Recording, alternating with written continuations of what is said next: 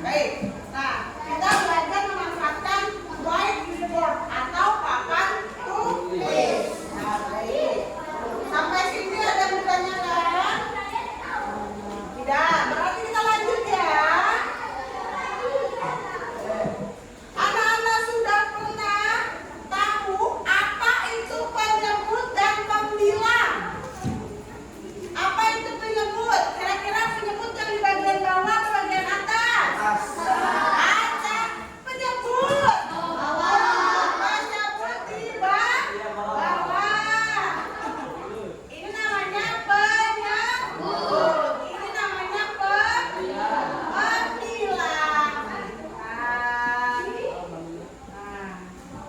Di atas namanya pembilang, di bawah namanya penyebut. Jangan tertukar lagi sayang ya. Nah, kemudian anak-anak pernah mendengar atau tidak? Misalnya ibu kita menyuruh membeli kacang tanah atau membeli apa mas untuk bikin bubur itu? Kacang hijau. Mas Depan, tolong belikan nama kacang hijau setengah kilo. Setengah itu angkanya berapa ya nak? Setengah itu setengah sama dengan 1/2 atau tulisannya 1/2. Kalau seperempat 1/4. Kalau sepertiga 1/3. Pintar semua. Sekarang ibu mau tanya, misalnya ada sebuah kotak dibagi menjadi 4 bagian. Salah satunya ibu beri arsip. Kotak ini menjadi pecahan berapa? 1. Oke, ada yang bilang, coba angkat tangan yang bilang 1/3. 1/3 angkat tangan. Oke. Yang bilang 1/4 angkat tangan. 1/4 yang tinggi tangannya. Ibu lihat. Loh yang lain ini gak dicoba. Berapa? 1/3. Abibi 1/3. Abiu 1/3. Yang lain 1/4. Boleh. Ini ingat, penyebutnya dilihat dulu. Ada berapa kotak yang tidak atau yang dibagi? Berapa kotak? Kotaknya ada berapa ini yang dibagi? 4. Kemudian diarsir salah satunya diarsir dia jadi 1 bagian dari 4. 1/4 atau 1/4. Seperti itu. Ya. Nah, pada kegiatan kita kali ini, tujuan pembelajaran kita.